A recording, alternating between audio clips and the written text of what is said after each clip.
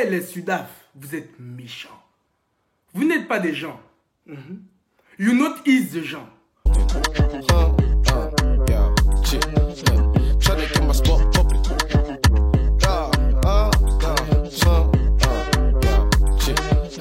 Yo les gars, bien ou quoi? Aujourd'hui, première story time sur ma nouvelle chaîne YouTube. De toute façon, j'avais envie de vous raconter l'histoire là depuis, mais je n'avais pas la motivation.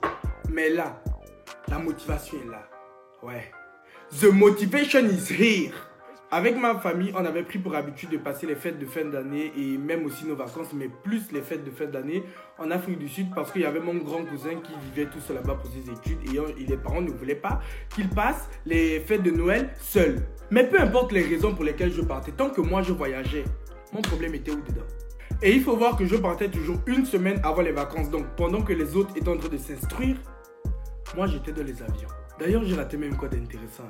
Je partais, je revenais, mes camarades étaient toujours bêtes. Essayez de venir bouder en commentaire. Je ressors nos relevés de terminal. On va voir si vous étiez intelligent. Bon, donc l'affaire se passe en décembre 2016. Plus précisément, le 19 décembre 2016. Je ne peux pas oublier la date. La façon l'affaire là m'a traumatisé. Si ça se trouve même, peut-être même, c'est à cause de ça que j'ai raté le bac. Parce que c'était l'année où je passais le bac et que j'ai raté mon bac. Donc le jour de mon voyage, le matin, je suis parti en cours parce que j'avais cours jusqu'à 13h. Et j'avais mon vol Port-Gentil-Libreville à 17h et Libreville-Johannesburg à minuit, je pense. Donc clairement, je n'allais pas rater ma matinée de cours alors que je devais déjà rater une semaine de cours. D'ailleurs même, je pouvais rater les cours. Mais comme je voulais montrer à tout le monde que je voyageais, j'allais rater les cours par rapport à quoi? Donc j'arrive à l'école comme ça, le goût du voyage est déjà là, c'est ici. C'est-à-dire que quand on me dit seulement « Bonjour Sylvain », je repasse seulement « Oui bonjour, je voyage tout à l'heure ». Mais de toute façon, les gens de ma classe me toisaient. C'est-à-dire que si on pouvait tuer le regard, j'allais déjà mort. Donc je finis de faire mon petit show, je dis au revoir à mes amis et à mes ennemis parce que comme je vous ai dit, tout le monde devait savoir que je partais encore une fois de plus en voyage. Oui, c'est pas les oh. Donc le moment du départ arrive, il y avait ma mère, ma tante, mon oncle et mes 3 cousins. Et comme je vous ai dit, on avait tellement l'habitude de partir en Afrique du Sud que pour nous, on partait dans notre deuxième pays.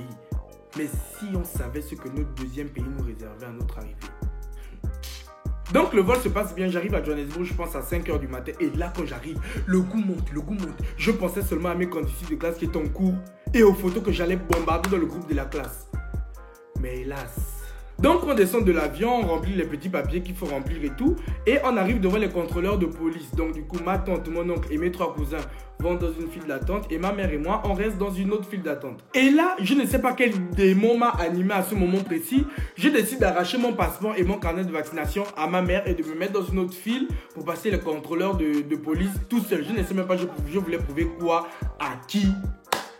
Donc du coup je me mets sur une autre file et ma mère reste dans la file où elle était et elle passe les contrôleurs avant nous. Donc elle traverse la frontière, moi je reste dans la file et mon oncle et ma tante sont toujours dans leur file mais derrière. Donc du coup eux ils voyaient tout ce qui se passait. Arrive mon tour de passer au contrôle de police. Pour ceux qui me connaissent, vous savez qu'en anglais je suis une merguez.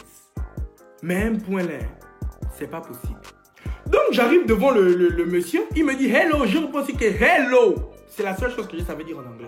Il me demande mes papiers, donc je lui remets mon passeport et mon carnet de vaccination. Et là, il commence à pager, repager, regarder à gauche, regarder à droite, pager, j'ai dit que oh, là il y a quelque chose de louche qui se passe. Donc quand il a fini de pager toutes les pages de mon passeport et de mon carnet de vaccination, même les pages vides, il me regarde et il commence à me parler en anglais. J'ai seulement mis les mains à la tête que oh, il dit quoi? Me voici maintenant que tonton, I don't understand. I speak French, I not comprende. Et lui aussi, il persiste dans son anglais. Et en gros, le problème se trouvait sur mon carnet de vaccination. En fait, il y avait mon nom à l'extérieur du carnet, mais pas à l'intérieur. En fait, c'est comme s'il y avait mon nom là, mais pas là quoi. Et c'est ça la raison de mon retour au Gabon.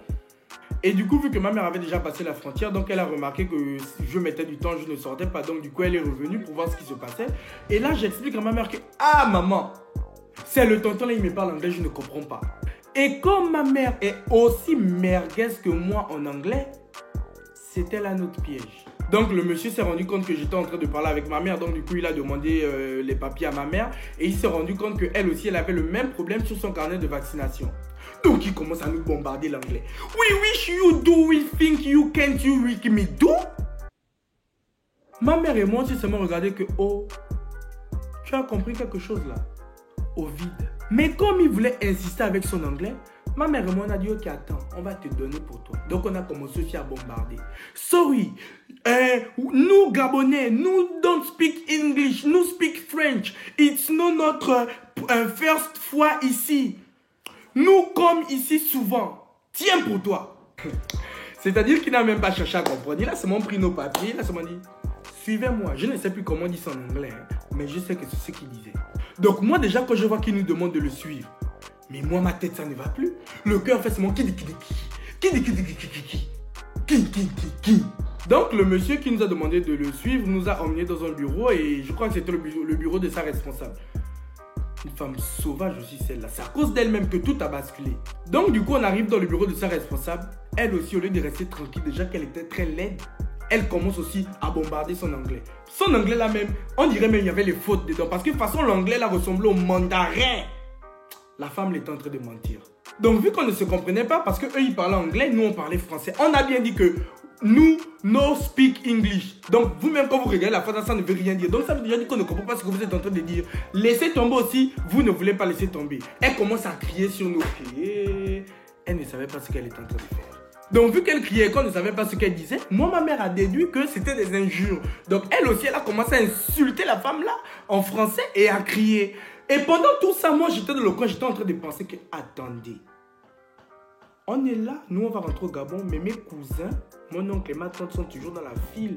Donc eux ils vont profiter des vacances. Je n'ai même pas fini de penser que les voilà aussi qui arrivent dans le bureau de la femme avec le même monsieur qui nous a aussi emmenés là. Et eux aussi ils avaient le même problème que nous. Donc du coup vous vous rendez compte que le problème ne venait pas de nous, mais de l'endroit où on avait fait nos carnets de vaccination depuis le Gabon. Cela même, bande d'incompétents. Donc du coup ma tante, mon oncle, mes cousins, ma mère et moi, on s'est tous retrouvés dans le bureau de la dame en question. Et la seule personne de notre groupe qui pouvait tenir une discussion en anglais, c'était ma tante. Et même là quand elle essayait de régler la situation, de parler calmement, personne ne comprenait parce que ma mère criait en français, la dame sud-africaine a crié en anglais, mes cousins et moi nous étions en train de pleurer. Oh sorry, on ne veut pas rentrer, oui, notre fait exprès, on ne savait pas. Personne ne se comprenait.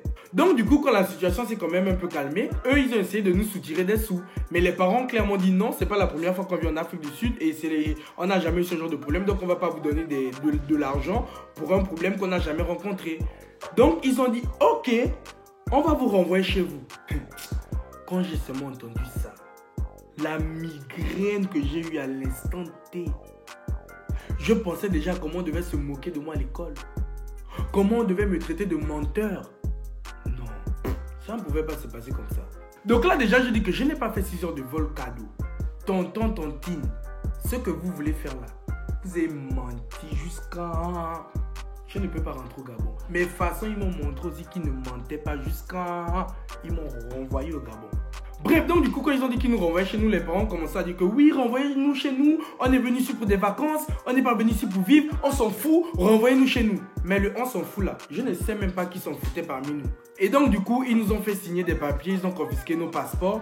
Et ils nous ont fait patienter dans une salle parce qu'il était 8 h du matin. On arrivait à 6 h. Il était 8 h du matin. Et on reprenait l'avion pour le Gabon à 14 h. Donc du coup, on a patienté dans une salle et c'était très long. Et vu qu'on était là de 8 h à 14 h, vu que le vol du retour était à 14 h, donc le midi, ils nous ont quand même donné à manger. Mais les parents ont dit que on est fâché, on ne mange pas votre nourriture. Et mon cher, dans énerve-moi là, on ne mélange pas la faim. Moi, j'ai mangé. C'est-à-dire que j'avais tellement faim que j'ai même encore mangé les plats de ceux qui ne voulaient pas manger. On ne mélange pas les choses. La colère et la faim, le rapport est où? Bref, donc du coup, 14 h arrive, on reprend l'avion pour rentrer au Gabon. Et vu qu'on arrive au Gabon le même soir, donc le lendemain, je suis reparti en cours. Et mes façons, mes condisciples ne m'ont pas loupé. Ils m'ont fait ça comme ça. Oui, là j'ai pris cher. C'est-à-dire que j'ai vu ce que le chien a vu en Zengagnon. Ah oui, les amis, là pour ça, hein, j'avais bien eu pour moi. Ah non, ils ne m'avaient pas loupé. Ils ne m'avaient vraiment pas loupé. D'abord même, ceux qui étaient même en train de m'écrire, oh menteur, menteur, oh tu mens, tu n'as pas honte. À part vous balader dans Port-Gentil, vous êtes déjà allé où? Moi, au moins, je suis parti, je suis revenu. Et c'était pas ma première fois. Vous êtes allé où? Menteur, menteur. Vous pensez que je suis comme vous, hein? Oh, je suis en France, alors que vous êtes enfermé chez vous. On vous connaît. En tout cas, ce qui m'avait sauvé, c'est qu'à ce moment-là, j'étais très actif sur Snap. Donc, du coup, j'avais snappé tout ce qui s'était passé. Les fianfions, les fianfilles, les salles ici, les comment on m'amène à la salle là. Bref, j'avais tout snappé. Donc, du coup, les gens qui me suivaient sur Snap, donc les gens de ma classe et patati et patata, ils savaient que je ne mentais pas et que j'avais vraiment été rapatrié. Maintenant, ceux qui me criaient menteur là, c'était les jaloux. Ça, c'était la jalousie. Bref les gars, c'est la fin de cette vidéo, j'espère qu'elle vous aura plu. Apprenons à garder nos projets et tout ce qu'on entreprend secret pour nous parce qu'on n'est pas sûr que les personnes en qui on se confie veulent réellement du bien de nous. Qui sait, peut-être si je n'étais pas allé faire le fanfaron à l'école, tout devait bien se passer. Peut-être les mauvais là m'ont lancé les 15, voilà maintenant j'ai eu la poisse. N'oubliez pas de liker, de commenter, de partager, activez la cloche aussi pour être prévenu à chaque nouvelle vidéo et surtout, abonnez-vous. Allez, bisous les gars.